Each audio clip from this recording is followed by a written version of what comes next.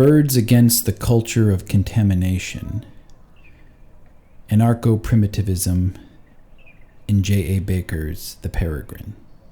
In the lockdowns, manufactured panics, and general fear of the COVID-19 pandemic, I experienced what I thought was unique, but later learned was not an uncommon outcome of pandemic conditions. I discovered birds.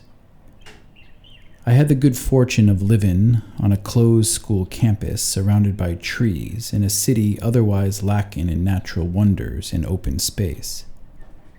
When the humans stayed inside, our sphere of influence, also known as terror, shrank, while wildlife's sphere grew in reverse proportion.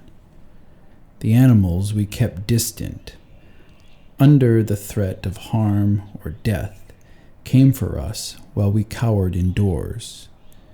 In some cases, this had the effect of reminding us of the ugly and vampiric relationship we maintain culturally with the natural world. For instance, the deer of Nara, monkeys of Lopburi, and boars of Paris that tittered out onto the awkward asphalt of civilized streets came in search of the food they normally took from us, or in a bid to take back some of the land we occupied. In the case of the Thai monkeys, I saw in them unfortunate junkies living off the handouts of wasteful tourists, suddenly perplexed and restless by the disappearance of their fix. More positively and personally, I was visited at my window by the mischievous magpie, the ingeniously protective hoopoe, and later the wandering voice of the cuckoo. Of the three, the magpie was the only species I could identify by sight. The first time I heard the cuckoo, I couldn't distinguish it from the sounds of childhood cartoons, and I couldn't believe it came from a living creature just outside my window in the thickly blooming tree I looked on each morning. My children, fellow newly minted birders, were equally enchanted. I suppose most novice and even casual birders find their way to J.A. Baker's The Peregrine, especially if also a reader, or it finds its way to them if they're not. Like the bird of its title, it swiftly imposes itself on this abnormal individual of the consumer crowd, but instead of death, it brings more life. It was during the winter of the start of COVID, what I was calling wars at the time, that the Peregrine took me back, at least temporarily, to the forests of my youth, and the complex melancholy one feels at the sight of uninhabited land. The Peregrine was written by British writer J.A. Baker and published in 1967. It was the first of two books Baker published, both of which are set in the English countryside. Although the Peregrine focuses on birds, it also reflects a deep respect and awe for the natural world via the local environment. Awe and reverence, though, are not the only emotions in this work. Permeating the text is a deep weariness and almost hatred for man and the modernized world. Throughout this record of obsession, humans are depicted as fearful and destructive, and often destructive because they fear the natural world. It's not going too far to claim that at the center of this record there is the promotion of the anarcho-primitive. It's not a dogmatic or political argument, but the implied conclusion of assessing the routine and necessary destruction modern living and modern longings require, akin to the message writers like Wendell Berry and Paul Kingsnorth state more emphatically. Perhaps the most accurate lineage to place the book is the little populated line created by Henry David Thoreau. Like Thoreau, Baker sees human culture as one of deliberate contamination of its land base, what Berry calls Faustian, and E.F. Schumacher describes, in economic terms, as erroneously viewing natural capital as income, as something man-made. If Baker is a descendant of Thoreau, he's closer to the Thoreau of 2 Weeks on the Merrimack than Walden. In Baker, we don't get much in the way of didactic philosophical musings, like Thoreau's "Beware of any enterprise requiring new clothes." Instead, we get a brilliant and monotonous description of the natural world through an Ahab-like obsession on a single creature, the peregrine. With Baker, we enter a single door, a single perspective, but it illuminates a world one seldom sees. Much has already been said about Baker attempting to merge with the peregrine through the process of his 7-month hunt study. In one of its many memorable passages, he states this desire to shed the contamination of the civilized society from the outset and thus become an animal. Quote, "I have always longed to be part of the outward life, to be out there at the edge of things, to let the human taint wash away in emptiness and silence as the fox sloughs his smell into the cold unworldliness of water, to return to the town as a stranger." End quote. This passage comes early in the book and establishes both the dichotomy of the civilized, contaminated world of humans and the original uncivilized purity of the wild, and further Baker's desire to return to this world, even briefly, even if it makes him a stranger. In fact, Baker's very purpose is to estrange himself from the human world, with its taint of civilization. This perspective, the paradise lost of the modern world, is a common framing of modernity. At core, it's Rousseauian and Lockean, two foundational thinkers that describe civilization as a necessary evil, as a means to mitigate the imperfect and unjust civilized world inherited, and always in the shadow of a fallen paradise or innocence. In these terms, it's biblical as well, and therefore foundational to the West. But this romanticization of nature is comically unrealistic, as anyone who has had to sleep outside, or more likely in our time, anyone who suddenly lost access to society, like through losing their mobile phone, would know. In short, paradise is not a pleasant place, or rather, it's complexly pleasant. This is the picture Baker presents the reader. Here is the superior natural world full of beauty and wonders like the peregrine, and yet here is also unlimited, violent death. Professor Mick Smith provides terms for thinking of this divergent problem. He claims that what he calls primitivist discourses, and I am arguing Baker's The Peregrine is one, premises modern civilization on the end of innocence and the, quote, democratic dispersal of guilt, end quote. The innocence of the past, however, is not the gentle childhood innocence we know today. This innocence, as Smith tells us, is outside of moral order. That is, it's amoral, not immoral, as the culture of progress and contamination has proven to be. The latter point is essentially the thesis of Adorno and Horkheimer's dialectic of enlightenment. Baker stands in awe of the amorality of nature and the peregrine, and even celebrates it through frequent poetic descriptions of the peregrine's kills. Perhaps this amorality is expressed most clearly as a rule for hunting near the end of Part 2. Quote, predators overcome their prey by the exploitation of weakness rather than by superior power, end quote. Of the categories of criminality in contemporary society, few are looked on more harshly than exploitation. Yet Baker makes no judgment or condemnation of such behavior. He doesn't even imply it through his description. Instead, he seems to do the opposite, to state it as a cold universal law we must endure and even execute ourselves.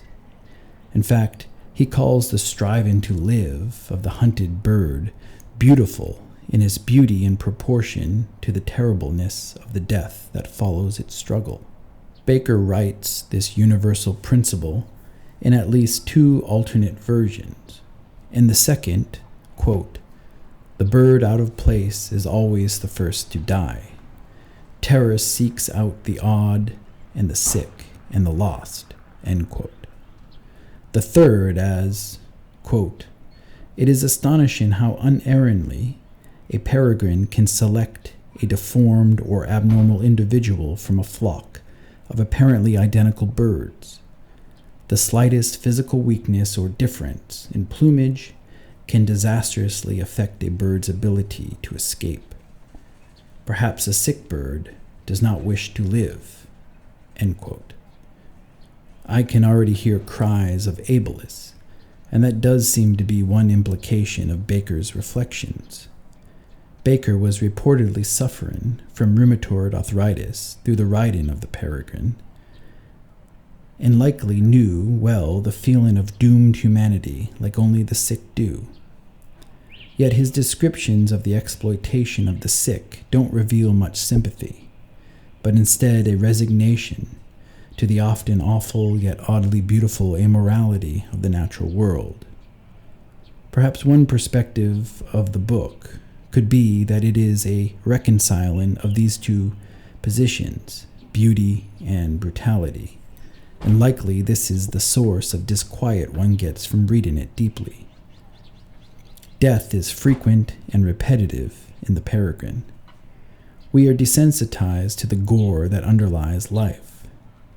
If the Peregrine's violent killing shocks us, it's only because our own violent killing, for the same purpose, has been technologized, euphemized, and removed from consciousness. The Peregrine's, in contrast, is bald and unabashed, and therefore without moral judgment. Reading it in all its splendor draws only more attention to our own destruction, whose distortion and dissimulation is the stamp of our immorality, our contamination. Underlying the Peregrine is a judgment of man. Even though Baker is the only human present in the book, its backdrop is man's creative destruction, quote, "the shackles of the known roads and the blinding walls of town," end quote. Humankind's order and civilizing project is everywhere a threat, and always at the periphery of the Peregrine's hunt, endangering it. While men are absent from the Peregrine, their destruction and ugly killing is not. Baker comes upon a rotten swan that has been, quote, "shot in the breast," end quote, and left without purpose. Its struggle for life contains none of the beauty Baker attributes to the striving of hunted birds to flee the insane Peregrine. And why would it? To shoot a bird from a distance offers no life struggle, no meaning to action. Man kills without making connections. Man kills without understanding, without crossing blood. Baker attributes man's ways to an absence of fear. Quote, "Fear releases power," he claims, and quote, "men might be more tolerable, less fractious and smug, if he had more to fear," end quote. The power that fear releases seems to be the ability to see danger, since it's attributed to the birds that huddle together in fear of a peregrine that is somewhere above them, which they can see, but Baker cannot. The implication is that our lack of fear blinds us to the dangers we contribute to, and will eventually take us unawares. The COVID-19 pandemic might turn out to be a case in point. Baker's transformation into the Peregrine he obsesses coincides with his strongest condemnation of man. It comes through a fantasy where Baker is the Peregrine, and together they assess the world around them. Quote, "We shun men. We hate their suddenly uplifted arms, the insanity of their flailing gestures, their erratic, scissoring gait, their aimless, stumbling ways, the tombstone whiteness of their faces." End quote. The last line in particular highlights the source of their hatred for man, but again it appears a contradiction to the slaughtering that the Peregrine commits throughout the book. The one difference being that the latter lies firmly in a world without obfuscation, and therefore one with clarity of purpose. The most memorable scene in Baker's record of man's purposeless destruction of the natural world, his contamination, comes with the discovery of a heron so ill its wings are frozen to the ground. Grotesquely, it struggles to take flight and flee Baker, but it can't, and Baker mercilessly kills it. While it's not clear how civilization is connected to this dying heron, it's implied that human behavior has poisoned it somehow. This is supported by descriptions of poisoned crows and rabbits that follow. Baker, a man again, summarizes this awful scene by declaring, quote, "We are the killers. We stink of death. We carry it with us. It sticks to us like frost. We cannot tear it away." End quote. The contrasts of the heroic killing of the Peregrine's hunt and the beautiful struggle that precedes it, and man's seemingly purposeless and fearless poisoning of the land base that supports him, all hint at Baker's thesis, which I've borrowed from Schumacher. The world is in need of a metaphysical reconstruction. For Baker, the first step towards this reconstruction is a study, an act of deep observation of an animal of paradox, one whose deadliness is beautiful. It's also a meditation through repetitive detail of an ecological collapse, and therefore a societal collapse. David Farrier describes the Peregrine, quote, as an insipid instinction narrative, end quote, a record of the world in subtraction. It is indeed a record of the change in life and habitat, the decline of the Peregrine, but it's also a celebration of a human connection, Baker's, to a local environment. In these latter terms, the record elicits a memorable response in so many readers, despite being absent of an obvious character and conflict, while also being mesmerizingly repetitive, because it's a work of what Mandelstam called nostalgia for world culture. Baker is writing a personal history of behavior that in our increasingly plastic and technologized culture grows increasingly esoteric, bizarre.